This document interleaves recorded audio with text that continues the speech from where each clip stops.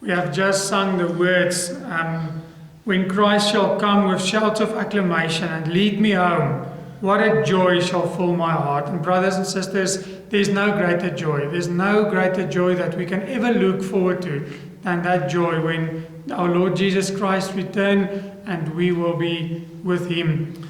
And now let's come to the reading of God's Word this evening. Our scripture reading together will be from Jeremiah 32 and verses 1 to 15.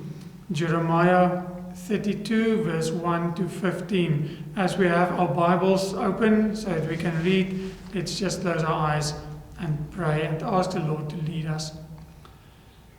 Father, we thank you for the truth of your word. We thank you, Lord, that you have shown yourself over centuries from the beginning that you alone are God, that you have created everything. You are the creator, you are the author of life, you are the sustainer and the perfecter of our faith.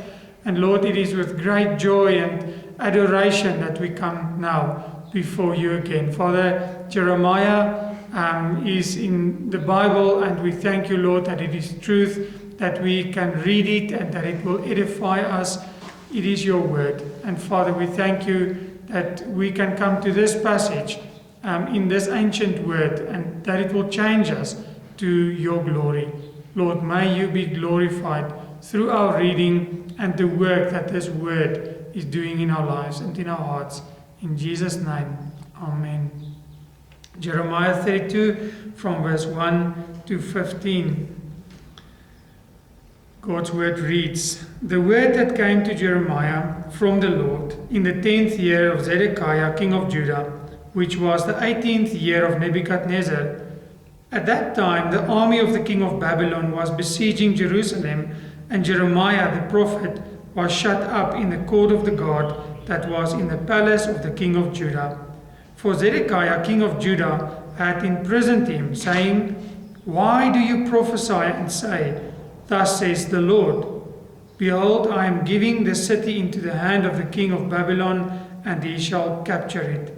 Zedekiah, king of Judah, shall not escape out of the hand of the Chaldeans, but shall surely be given into the hand of the king of Babylon, and shall speak with him face to face and see him eye to eye.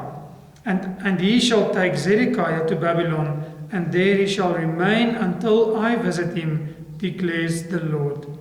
Though you fight against the Chaldeans, you shall not succeed.' And Jeremiah said, 'The word of the Lord came to me. Behold, Hanamel, the son of Shallum, your uncle, will come to you and say, Buy my field that is at Anathoth, for the right of redemption by purchase is yours.' Then Hanamel, my cousin, came to me in the court of the God, in accordance with the word of the Lord, and said to me, Buy my field that is at Anathoth in the land of Benjamin, for the right of possession and redemption is yours. Buy it for yourself.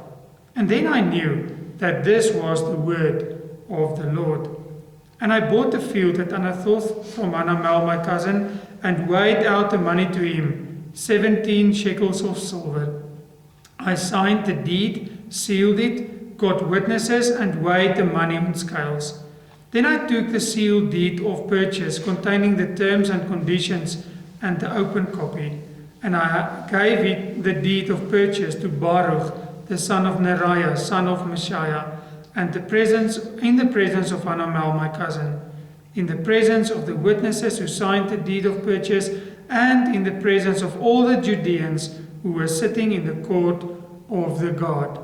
I charged Baruch in their presence, saying, Thus says the Lord of hosts, the God of Israel, take these deeds, both the sealed deed of the purchase and this open deed, and put them in an earthenware vessel, that they may last for a long time.